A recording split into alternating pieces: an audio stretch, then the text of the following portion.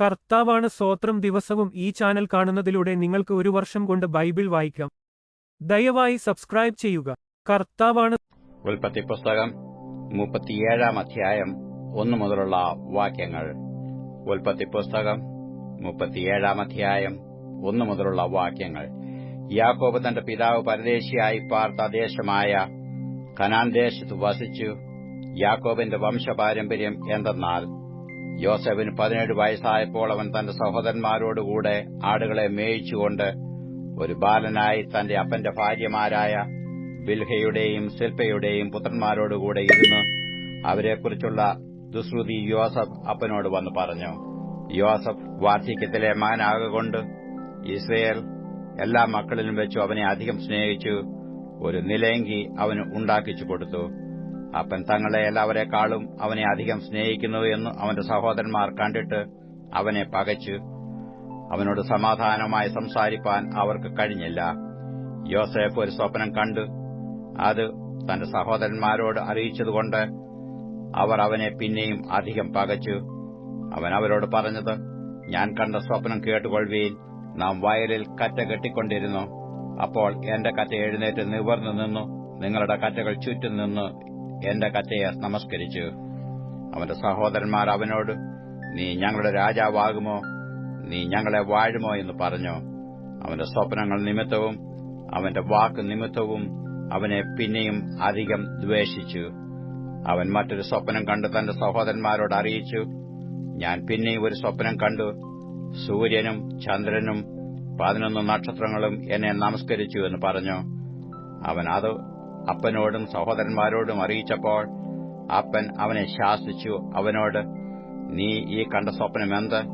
ഞാനും നിന്റെ അമ്മയും നിന്റെ സഹോദരന്മാരും സാഷ്ടാംഗം വീണ് നിന്നെ നമസ്കരിപ്പാൻ വരുമോ എന്ന് പറഞ്ഞു. അവന്റെ സഹോദരന്മാർക്ക് അവനോട് അസൂയ തോന്നി. അപ്പനോ ഈ വാക്ക് മനസ്സിൽ സംഗ്രഹിച്ചു. അവന്റെ സഹോദരന്മാർ അപ്പന്റെ ആടുകളെ മേയ്പ്പാൻ ശെഖേമിൽ പോയിരുന്നു. ഇസ്രയേൽ യോസഫിനോട്, നിന്റെ സഹോദരന്മാർ ശെഖേമിൽ ആട് മേയിക്കുന്നുണ്ടല്ലോ, വരിക, ഞാൻ നിന്നെ അവരുടെ അടുക്കൽ അയക്കും എന്ന് പറഞ്ഞതിന് അവൻ അവനോട്, ഞാൻ പോകാമെന്ന് പറഞ്ഞു. അവൻ അവനോട്, നീ ചെന്ന് നിന്റെ സഹോദരന്മാർക്ക് സുഖം തന്നെയോ? ആടുകൾ നന്നായിരിക്കുന്നുവോ എന്ന് നോക്കി വന്ന് വസ്തുത അറിയിക്കണമെന്ന് പറഞ്ഞു. എബ്രോൻ താഴ്വരയിൽ നിന്നും അവനെ അയച്ചു. അവൻ ശെഖേമിലെത്തി. അവൻ വെളിമ്പ്രദേശത്ത് ചുറ്റി നടക്കുന്നത് ഒരുത്തൻ കണ്ടു. നീ എന്തന്വേഷിക്കുന്നു എന്നു അവനോട് ചോദിച്ചു. അതിനു അവൻ, ഞാൻ എന്റെ സഹോദരന്മാരെ അന്വേഷിക്കുന്നു. അവർ എവിടെ ആട് മേയിക്കുന്നു എന്ന് എന്നോട് അറിയിക്കണമേ എന്ന് പറഞ്ഞു. അവർ ഇവിടെ നിന്ന് പോയി നാം ദോഥാനിലേക്ക് പോക എന്നവർ പറയുന്നത് ഞാൻ കേട്ടു എന്ന് അവൻ പറഞ്ഞു. അങ്ങനെ യോസഫ് തന്റെ സഹോദരന്മാരെ അന്വേഷിച്ചു ചെന്ന് ദോഥാനിൽ വെച്ച് കണ്ടു. അവർ അവനെ ദൂരത്തുനിന്ന് കണ്ടിട്ടു അവനെ കൊല്ലേണ്ടതിന് അവൻ അടുത്തുവരും മുമ്പേ അവന് വിരോധമായി ദുരാലോചന ചെയ്തു. അതാ സ്വപ്നക്കാരൻ വരുന്നു. വരുവീൻ, നാം അവനെ കൊന്നു ഒരു കുഴിയിൽ ഇട്ടുകളക. ഒരു ദുഷ്ടമൃഗം അവനെ തിന്നുകളഞ്ഞു എന്ന് പറയാം. അവന്റെ സ്വപ്നങ്ങൾ എന്താകുമെന്ന് നമുക്ക് കാണാമല്ലോ എന്ന് തമ്മിൽ പറഞ്ഞു. രൂബേൻ അത് കേട്ടിട്ടു, നാം അവന് ജീവഹാനി വരുത്തരുത് എന്ന് പറഞ്ഞു അവനെ അവരുടെ കയ്യിൽ നിന്ന് വിടുവിച്ചു. അപ്പന്റെ അടുക്കൽ കൊണ്ടുപോകണമെന്ന് കരുതിക്കൊണ്ട് രൂബേൻ അവരോട്, രക്തം ചൊരിയിക്കരുത്. നിങ്ങൾ അവന്റെ മേൽ കൈവെക്കാതെ മരുഭൂമിയിലുള്ള ആ കുഴിയിൽ അവനെ ഇടുവീൻ എന്ന് പറഞ്ഞു. യോസേഫ് തന്റെ സഹോദരന്മാരുടെ അടുക്കൽ വന്നപ്പോൾ അവൻ ഉടുത്തിരുന്ന നിലയങ്കി അവർ ഊരി അവനെ എടുത്ത് ഒരു കുഴിയിലിട്ടു. അത് വെള്ളമില്ലാത്ത പൊട്ടക്കുഴിയായിരുന്നു. അവർ ഭക്ഷണം കഴിപ്പാനിരുന്നപ്പോൾ തലപൊക്കി നോക്കി. ഗിലെയാദിൽ നിന്ന് സാമ്പ്രാണിയും സുഗന്ധപ്പശിയും സന്നിനായകവും ഒട്ടകപ്പുറത്ത് കയറ്റി മിസ്രൈമിലേക്ക് കൊണ്ടുപോകുന്ന ഇശ്മായേല്യരുടെ ഒരു യാത്രക്കൂട്ടം വരുന്നത് കണ്ടു. അപ്പോൾ യഹൂദാ തന്റെ സഹോദരന്മാരോട്, നാം നമ്മുടെ സഹോദരനെ കൊന്നു അവന്റെ രക്തം മറച്ചിട്ട് എന്തുപകാരം? വരുവീൻ, നാം അവനെ ഇശ്മായേല്യർക്ക് വിൽക്കുക. നാം അവന്റെ മേൽ കൈവെക്കരുത്. അവൻ നമ്മുടെ സഹോദരനും നമ്മുടെ മാംസവുമല്ലോ എന്ന് പറഞ്ഞു. അവന്റെ സഹോദരന്മാർ അതിന് സമ്മതിച്ചു. മിദ്യാന്യ കച്ചവടക്കാർ കടന്നു പോകുമ്പോൾ അവർ യോസഫിനെ കുഴിയിൽ നിന്ന് വലിച്ചു കയറ്റി ഇശ്മായേല്യർക്ക് 20 വെള്ളിക്കാശിന് വിറ്റു. അവർ യോസഫിനെ മിസ്രൈമിലേക്ക് കൊണ്ടുപോയി. രൂബേൻ തിരികെ കുഴിയുടെ അടുക്കൽ ചെന്നപ്പോൾ യോസഫ് കുഴിയിലില്ല എന്ന് കണ്ട് തന്റെ വസ്ത്രം കീറി. സഹോദരന്മാരുടെ അടുക്കൽ വന്നു, ബാലനെ കാണുന്നില്ലല്ലോ, ഞാൻ ഇനി എവിടെ പോകേണ്ടു എന്ന് പറഞ്ഞു. പിന്നെ അവർ ഒരു കോലാട്ടുകൊറ്റനെ കൊന്നു. യോസേഫിന്റെ അങ്കിയെടുത്ത് രക്തത്തിൽ മുക്കി അവർ നിലയങ്കി തങ്ങളുടെ അപ്പന്റെ അടുക്കൽ കൊടുത്തയച്ചു. ഇത് ഞങ്ങൾക്ക് കണ്ടുകിട്ടി, ഇത് നിന്റെ മകന്റെ അങ്കിയോ അല്ലയോ എന്ന് നോക്കണമെന്ന് പറഞ്ഞു. അവനത് തിരിച്ചറിഞ്ഞു, ഇത് എന്റെ മകന്റെ അങ്കി തന്നെ. ഒരു ദുഷ്ടമൃഗം അവനെ തിന്നുകളഞ്ഞു, യോസേഫിനെ പറിച്ചു കീറിപ്പോയി എന്ന് പറഞ്ഞു. യാക്കോബ് വസ്ത്രം കീറി അരയിൽ രട്ടുശീല ചുറ്റി ഏറിയ നാൾ തന്റെ മകനെ ചൊല്ലി ദുഃഖിച്ചുകൊണ്ടിരുന്നു. അവന്റെ പുത്രന്മാരും പുത്രിമാരുമെല്ലാം അവനെ ആശ്വസിപ്പിപ്പാൻ വന്നു. അവനോ ആശ്വാസം കൈക്കൊള്ളുവാൻ മനസ്സില്ലാതെ, ഞാൻ ദുഃഖത്തോടെ എന്റെ മകന്റെ അടുക്കൽ പാതാളത്തിൽ ഇറങ്ങുമെന്ന് പറഞ്ഞു. ഇങ്ങനെ അവന്റെ അപ്പൻ അവനെക്കുറിച്ച് കരഞ്ഞുകൊണ്ടിരുന്നു. എന്നാൽ മിദ്യാന്യർ അവനെ മിസ്രയീമിൽ ഫറവോന്റെ ഒരു ഉദ്യോഗസ്ഥനായി അകമ്പടി നായകനായ പോത്തിഫേറിന് വിറ്റു. ഉൽപ്പത്തി പുസ്തകം 38 അധ്യായം 1 മുതലുള്ള വാക്യങ്ങൾ. ഉൽപ്പത്തി പുസ്തകം 38 അധ്യായം 1 മുതലുള്ള വാക്യങ്ങൾ. അക്കാലത്ത് യഹൂദ തന്റെ സഹോദരന്മാരെ വിട്ടു ഹീര എന്നു പേരുള്ള ഒരു അതുല്യാമിന്റെ അടുക്കൽ ചെന്നു. അവിടെ ശൂവ എന്നു പേരുള്ള ഒരു കനാന്യന്റെ മകളെ കണ്ടു. അവളെ പരിഗ്രഹിച്ചു അവളുടെ അടുക്കൽ ചെന്നു. അവൾ ഗർഭം ധരിച്ച് ഒരു മകനെ പ്രസവിച്ചു. അവന് ഏർ എന്നു പേരിട്ടു.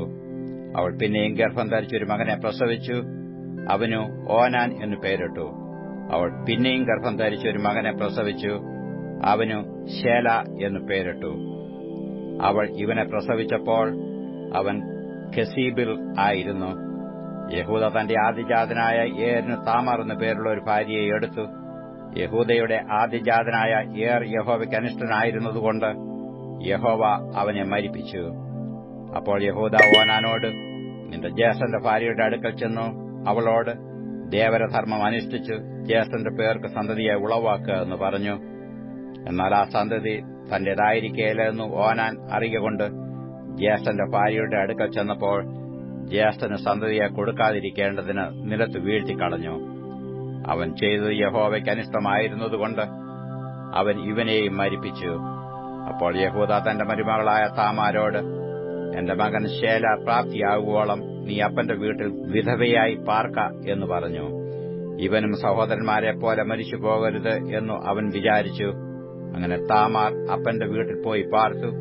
കുറെ കാലം കഴിഞ്ഞിട്ട് ശൂവയുടെ മകൾ യഹൂദയുടെ ഭാര്യ മരിച്ചു. യഹൂദയുടെ ദുഃഖം മാറിയ ശേഷം അവൻ തന്റെ സ്നേഹിതൻ അതുല്യാമനായ ഹീരയോടുകൂടെ തന്റെ ആടുകളെ രോമം കത്തിരിക്കുന്ന അടിയന്തരത്തിനു പോയി. നിന്റെ അമ്മായപ്പൻ തന്റെ ആടുകളെ രോമം കത്തിരിക്കുന്ന അടിയന്തരത്തിന് തിമ്മനിക്ക് പോകുന്നു എന്ന് താമാരിന് അറിവ് കിട്ടി. ശേലാപ്രാപ്തിയായിട്ടും തന്നെ അവന് ഭാര്യയായി കൊടുത്തില്ല എന്ന് കണ്ടിട്ട് വൈധവ്യ വസ്ത്രം മാറ്റിവെച്ച് ഒരു മൂടുപടം മൂടി പുതച്ച് തിമ്മനയ്ക്ക് പോകുന്ന വഴിക്കുള്ള എനയീം പട്ടണത്തിന്റെ ഗോപുരത്തിലിരുന്നു. യഹൂദ അവളെ കണ്ടപ്പോൾ അവ മുഖം മൂടിയിരുന്നതുകൊണ്ട് ഒരു വേശ്യ എന്ന് നിരൂപിച്ചു. അവൻ വഴിയരികെ അവളുടെ അടുക്കലേക്ക് തിരിഞ്ഞു. തന്റെ മരുമകൾ എന്ന് അറിയാതെ, വരിക, ഞാൻ നിന്റെ അടുക്കൽ വരട്ടെ എന്ന് പറഞ്ഞു. എന്റെ അടുക്കൽ വരുന്നതിന് നീ എനിക്ക് എന്തു തരും എന്നു അവൾ ചോദിച്ചു. ഞാൻ ആട്ടിൻകൂട്ടത്തിൽ നിന്ന് ഒരു കോലാട്ടിൻകുട്ടിയെ നിനക്ക് കൊടുത്തയക്കാമെന്നു അവൻ പറഞ്ഞു. നീ കൊടുത്തയക്കുവോളത്തിന് ഒരു പണയം തരുമോ എന്നു അവൾ ചോദിച്ചു. എന്ത് പണയം തരണം എന്നു അവൻ ചോദിച്ചതിന്, നിന്റെ മുദ്രമോതിരവും മോതിരച്ചരടും നിന്റെ കൈയിലെ വടിയും എന്നു അവൾ പറഞ്ഞു. ഇവ അവൾക്ക് കൊടുത്തു. അവൻ അവളുടെ അടുക്കൽ ചെന്നു. അവൾ ഗർഭം ധരിക്കുകയും ചെയ്തു. പിന്നെ അവൾ എഴുന്നേറ്റ് പോയി തന്റെ മൂടുപടം നീക്കി വൈധവ്യ വസ്ത്രം ധരിച്ചു. സ്ത്രീയുടെ കൈയിൽ നിന്ന് പണയം മടക്കി വാങ്ങേണ്ടതിന് യഹൂദ അതുല്ലാമ്യനായ സ്നേഹിതന്റെ കൈവശം ആട്ടിൻകുട്ടിയെ കൊടുത്തയച്ചു. അവൻ അവളെ കണ്ടില്ല താനും. അവൻ ആ സ്ഥലത്ത് ആളുകളോട്, എനായീമിൽ വഴിയേറിയിരുന്ന വേശ്യ എവിടെയെന്ന് ചോദിച്ചതിന്, ഇവിടെ ഒരു വേശ്യയും ഉണ്ടായിരുന്നില്ല എന്ന് അവർ പറഞ്ഞു. അവൻ യഹൂദയുടെ അടുക്കൽ മടങ്ങിവന്ന്, ഞാൻ അവളെ കണ്ടില്ല, ഈ സ്ഥലത്ത് ഒരു വേശ്യയും ഉണ്ടായിരുന്നില്ല എന്ന് അവിടെയുള്ള ആളുകൾ പറഞ്ഞു എന്ന് പറഞ്ഞു. അപ്പോൾ യഹൂദ, നമുക്ക് അപകീർത്തി ഉണ്ടാകാതിരിപ്പാൻ അവൾ അത് എടുത്തുകൊള്ളട്ടെ, ഞാൻ ഈ ആട്ടിൻകുട്ടിയെ കൊടുത്തയച്ചുവല്ലോ, നീ അവളെ കണ്ടില്ല താനും എന്ന് പറഞ്ഞു. ഏകദേശം 3 മാസം കഴിഞ്ഞിട്ട് നിന്റെ മരുമകൾ താമാർ പരസംഗം ചെയ്ത് പരസംഗത്താൽ ഗർഭിണിയായിരിക്കുന്നു എന്ന് യഹൂദയ്ക്ക് അറിവ് കിട്ടി. അപ്പോൾ യഹൂദ, അവളെ പുറത്തു കൊണ്ടുവരുവീൻ, അവളെ ചൂട്ടുകളയണമെന്ന് പറഞ്ഞു. അവളെ പുറത്തു കൊണ്ടുവന്നപ്പോൾ അവൾ അമ്മായിയപ്പന്റെ അടുക്കൽ ആളയച്ചു. ഇവയുടെ ഉടമസ്ഥനായ പുരുഷനാലാകുന്നു ഞാൻ ഗർഭിണിയായിരിക്കുന്നത്. ഈ മുദ്രമോതിരവും മോതിരച്ചരടും വടിയും ആർക്കുള്ളത് എന്ന് നോക്കി അറിയണമെന്ന് പറയിച്ചു. യഹൂദ അവയെ അറിഞ്ഞു. അവൾ എന്നിലും നീതിയുള്ളവൾ, ഞാൻ അവളെ എന്റെ മകൻ ശേലാവിന് കൊടുത്തില്ല എന്ന് പറഞ്ഞു. അതിൽ പിന്നെ അവളെ പരിഗ്രഹിച്ചതുമില്ല. അവൾക്ക് പ്രസവകാലമായപ്പോൾ അവളുടെ ഗർഭത്തിൽ ഇരട്ടപ്പിള്ളകൾ ഉണ്ടായിരുന്നു. അവൾ പ്രസവിക്കുമ്പോൾ ഒരു പിള്ള കൈ പുറത്തു നീട്ടി. അപ്പോൾ സൂതകർമ്മിണി ഒരു ചുവന്ന നൂലെടുത്ത് അവന്റെ കൈക്ക് കെട്ടി. ഇവൻ ആദ്യം പുറത്തു വന്നു എന്ന് പറഞ്ഞു. അവനോ കൈ പിന്നെയും അകത്തേക്ക് വലിച്ചു. അപ്പോൾ അവന്റെ സഹോദരൻ പുറത്തു വന്നു. നീ ഛിദ്രം ഉണ്ടാക്കിയത് എന്ത് എന്ന് അവൾ പറഞ്ഞു. അതുകൊണ്ട് അവന് പേരസ് എന്ന് പേരിട്ടു. അതിന്റെ ശേഷം കൈമേൽ ചുവന്ന നൂലുള്ള അവന്റെ സഹോദരൻ പുറത്തു വന്നു. അവന് സേരഹ് എന്ന് പേരിട്ടു. മർക്കോസ് എഴുതിയ സുവിശേഷം 9-ാം അധ്യായം 1 മുതലുള്ള വാക്യങ്ങൾ. മർക്കോസ് എഴുതിയ സുവിശേഷം 9-ാം അധ്യായം 1 മുതലുള്ള വാക്യങ്ങൾ. പിന്നെ അവൻ അവരോട്, ദൈവരാജ്യം ശക്തിയോടെ വരുന്നത് കാണുവോളം മരണം ആസ്വദിക്കാത്തവർ ചിലർ ഈ നിൽക്കുന്നവരിൽ ഉണ്ട് എന്ന് ഞാൻ സത്യമായിട്ട് നിങ്ങളോട് പറയുന്നു എന്ന് പറഞ്ഞു. 6 ദിവസം കഴിഞ്ഞ ശേഷം യേശു പത്രോസിനെയും യാക്കോബിനെയും യോഹന്നാനെയും കൂട്ടി ഒരു ഉയർന്ന മലയിലേക്ക് തനിച്ചു കൊണ്ടുപോയി അവരുടെ മുൻപാകെ രൂപാന്തരപ്പെട്ടു. ഭൂമിയിൽ ഒരു അലക്കുകാരനും വെളുപ്പിപ്പാൻ കഴിയാതെ വണ്ണം അവന്റെ വസ്ത്രം അത്യന്തം വെളുപ്പായി തിളങ്ങി. അപ്പോൾ ഏലിയാവും മോശയും അവർക്ക് പ്രത്യക്ഷമായി യേശുവിനോട് സംഭാഷിച്ചുകൊണ്ടിരുന്നു. പത്രോസ് യേശുവിനോട്, റബി, നാം ഇവിടെ ഇരിക്കുന്നത് നല്ലത്. ഞങ്ങൾ 3 കുടിൽ ഉണ്ടാക്കട്ടെ, ഒന്ന് നിനക്കും, ഒന്ന് മോശയ്ക്കും, ഒന്ന് ഏലിയാവിനും എന്ന് പറഞ്ഞു. താൻ എന്തു പറയേണ്ടു എന്നു അവൻ അറിഞ്ഞില്ല. അവർ ഭയപരവശരായിരുന്നു. പിന്നെ ഒരു മേഘം വന്നു അവരുടെ മേൽ നിഴലിട്ടു. ഇവൻ എന്റെ പ്രിയപുത്രൻ, ഇവന് ചെവി കൊടുപ്പീൻ എന്ന് മേഘത്തിൽ നിന്നൊരു ശബ്ദം ഉണ്ടായി. പെട്ടെന്ന് അവർ ചുറ്റും നോക്കിയാറെ തങ്ങളോടുകൂടെ യേശുവിനെ മാത്രമല്ലാതെ ആരെയും കണ്ടില്ല. അവർ മലയിൽ നിന്ന് ഇറങ്ങുമ്പോൾ, മനുഷ്യപുത്രൻ മരിച്ചവരിൽ നിന്ന് എഴുന്നേറ്റിട്ടല്ലാതെ ഈ കണ്ടത് ആരോടും അറിയിക്കരുത് എന്ന് അവൻ അവരോട് കൽപ്പിച്ചു. മരിച്ചവരിൽ നിന്ന് എഴുന്നേൽക്ക എന്നുള്ളത് എന്ത് എന്ന് തമ്മിൽ തർക്കിച്ചുകൊണ്ട് അവർ ആ വാക്ക് ഉള്ളിൽ സംഗ്രഹിച്ചു. ഏലിയ മുമ്പേ വരേണ്ടത് എന്ന് ശാസ്ത്രിമാർ വാദിക്കുന്നത് എന്ത് എന്ന് അവർ ചോദിച്ചു. അതിന് യേശു, ഏലിയാവ് മുമ്പേ വന്ന് സകലവും യഥാസ്ഥാനത്താക്കുന്നു സത്യം. എന്നാൽ മനുഷ്യപുത്രനെക്കുറിച്ച് അവൻ വളരെ കഷ്ടപ്പെടുകയും ധിക്കരിക്കപ്പെടുകയും ചെയ്യേണ്ടിവരും എന്ന് എഴുതിയിരിക്കുന്നത് എങ്ങനെ? ഏലിയാവ് വന്നു, അവനെക്കുറിച്ച് എഴുതിയിരിക്കുന്നതുപോലെ അവർ തങ്ങൾക്ക് തോന്നിയത് എല്ലാം അവനോട് ചെയ്തു എന്ന് ഞാൻ നിങ്ങളോട് പറയുന്നു എന്ന് ഉത്തരം പറഞ്ഞു. അവൻ ശിഷ്യന്മാരുടെ അടുക്ക വന്നാറെ വലിയ പുരുഷാരം അവരെ ചുറ്റി നിൽക്കുന്നതും ശാസ്ത്രിമാർ അവരോട് തർക്കിക്കുന്നതും കണ്ടു. പുരുഷാരം അവനെ കണ്ട ഉടനെ ഭ്രമിച്ചു ഓടിവന്നു അവനെ വന്ദിച്ചു. അവൻ അവരോട്, നിങ്ങൾ അവരുമായി തർക്കിക്കുന്നത് എന്ത് എന്ന് ചോദിച്ചു. അതിന് പുരുഷാരത്തിൽ ഒരുത്തൻ, ഗുരു, ഊമനായ ആത്മാവുള്ള എന്റെ മകനെ ഞാൻ നിന്റെ അടുക്കൽ കൊണ്ടുവന്നു. അത് അവനെ എവിടെ വെച്ച് പിടിച്ചാലും അവനെ തള്ളിയിടുന്നു. പിന്നെ അവൻ നുരച്ചു പല്ലുകടിച്ച് വരണ്ടുപോകുന്നു. അതിനെ പുറത്താക്കേണ്ടതിന് ഞാൻ നിന്റെ ശിഷ്യന്മാരോട് പറഞ്ഞിട്ട് അവർക്ക് കഴിഞ്ഞില്ല എന്ന് ഉത്തരം പറഞ്ഞു. അവൻ അവരോട്, അവിശ്വാസമുള്ള തലമുറയെ, എത്രത്തോളം ഞാൻ നിങ്ങളോടുകൂടെ ഇരിക്കും? എത്രത്തോളം നിങ്ങളെ പൊറുക്കും? അവനെ എന്റെ അടുക്കൽ കൊണ്ടുവരുവീൻ എന്ന് ഉത്തരം പറഞ്ഞു. അവർ അവനെ അവന്റെ അടുക്കൽ കൊണ്ടുവന്നു. അവനെ കണ്ട ഉടനെ ആത്മാവ് അവനെ ഇഴച്ചു. അവൻ നിലത്ത് വീണ് നുരച്ചുരുണ്ടു. ഇത് അവന് സംഭവിച്ചിട്ട് എത്ര കാലമായി എന്ന് അവന്റെ അപ്പനോട് ചോദിച്ചതിന് അവൻ, ചെറുപ്പം മുതൽ തന്നെ. അത് അവനെ നശിപ്പിക്കേണ്ടതിന് പലപ്പോഴും തീയിലും വെള്ളത്തിലും തള്ളിയിട്ടിട്ടുണ്ട്. നിന്നാൽ വല്ലതും കഴിയുമെങ്കിൽ മനസ്സലിഞ്ഞു ഞങ്ങളെ സഹായിക്കണമേ എന്ന് പറഞ്ഞു. യേശു അവനോട്, നിന്നാൽ കഴിയുമെങ്കിലെന്നോ? വിശ്വസിക്കുന്നവന് സകലവും കഴിയും എന്ന് പറഞ്ഞു. ബാലന്റെ അപ്പൻ ഉടനെ നിലവിളിച്ചു, കർത്താവേ, ഞാൻ വിശ്വസിക്കുന്നു, എന്റെ അവിശ്വാസത്തിന് സഹായിക്കണമേ എന്ന് പറഞ്ഞു. എന്നാൽ പുരുഷാരം ഓടിക്കൂടുന്നത് യേശു കണ്ടിട്ട് അശുദ്ധാത്മാവിനെ ശാസിച്ചു. ഊമനും ചെകിടനുമായ ആത്മാവേ, ഇവനെ വിട്ടുപോ, ഇനി അവനിൽ കടക്കരുത് എന്ന് ഞാൻ നിന്നോട് കൽപ്പിക്കുന്നു എന്ന് പറഞ്ഞു. അപ്പോൾ അത് നിലവിളിച്ചു അവനെ വളരെ ഇഴച്ചു പുറപ്പെട്ടുപോയി. മരിച്ചുപോയി എന്ന് പലരും പറവാൻ തക്കവണ്ണം അവൻ മരിച്ച പോലെ ആയി. യേശു അവനെ കൈക്ക് പിടിച്ച് നിവർത്തി. അവൻ എഴുന്നേറ്റ് വീട്ടിൽ വന്ന ശേഷം ശിഷ്യന്മാർ സ്വകാര്യമായി അവനോട്, ഞങ്ങൾക്ക് അതിനെ പുറത്താക്കുവാൻ കഴിയാഞ്ഞത് എന്ത് എന്ന് ചോദിച്ചു.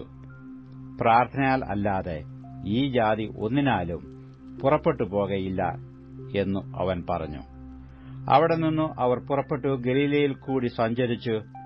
അത് ആരും അറിയരുതെന്ന് അവൻ ഇച്ഛിച്ചു. അവൻ തന്റെ ശിഷ്യന്മാരെ പഠിപ്പിച്ചു അവരോട്, മനുഷ്യപുത്രൻ മനുഷ്യരുടെ കയ്യിൽ ഏൽപ്പിക്കപ്പെടും.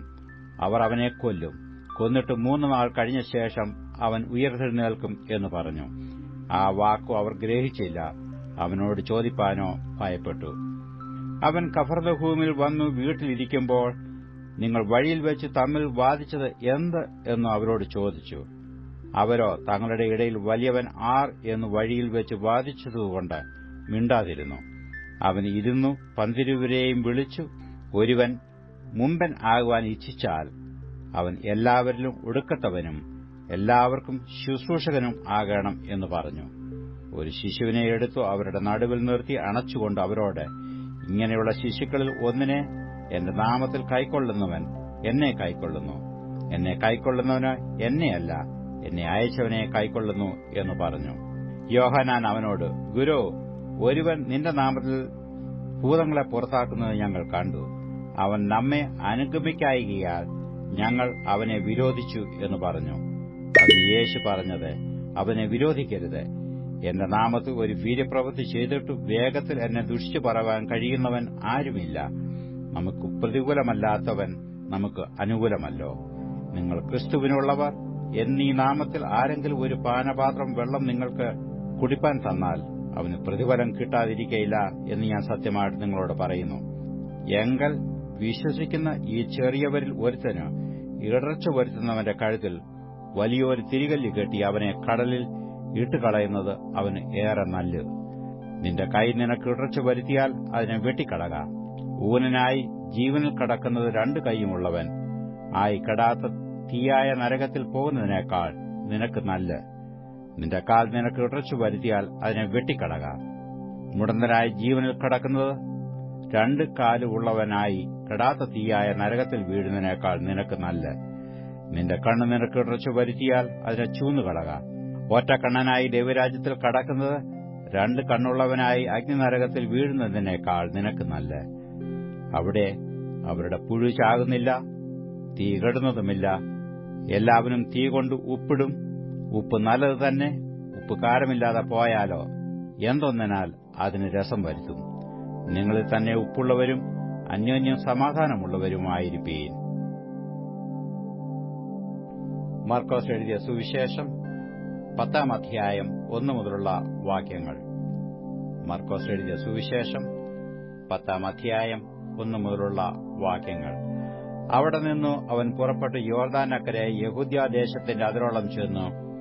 പുരുഷാരം പിന്നെയും അവന്റെ അടുക്കൽ വന്നുകൂടി. പതിവ് പോലെ അവൻ അവരെ പിന്നെയും ഉപദേശിച്ചു. അപ്പോൾ പരീശന്മാർ അടുക്ക വന്നു. ഭാര്യയെ ഉപേക്ഷിക്കുന്നത് പുരുഷന് വിഹിതമോ എന്നു അവനെ പരീക്ഷിച്ചുകൊണ്ട് അവനോട് ചോദിച്ചു. അവൻ അവരോട്, മോശെ നിങ്ങൾക്ക് എന്ത് കൽപ്പന തന്നു എന്ന് ചോദിച്ചു. ഉപേക്ഷണപത്രം എഴുതിക്കൊടുത്തു അവളെ ഉപേക്ഷിപ്പാൻ മോശെ അനുവദിച്ചു എന്നു അവർ പറഞ്ഞു.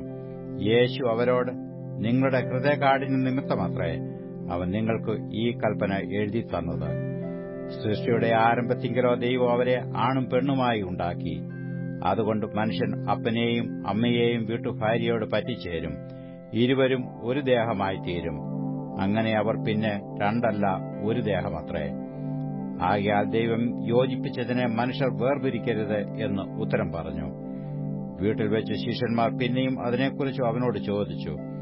അവൻ അവരോട്, ഭാര്യയെ ഉപേക്ഷിച്ച് മറ്റൊരുത്തിയെ വിവാഹം കഴിക്കുന്നവൻ അവൾക്ക് വിരോധമായി വ്യഭിചാരം ചെയ്യുന്നു.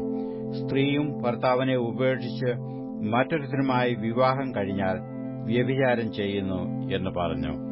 അവൻ തൊടേണ്ടതിന് ചില ശിശുക്കളെ അവന്റെ അടുക്കൽ കൊണ്ടുവന്നു. ശിഷ്യന്മാരോ അവരെ ശാസിച്ചു.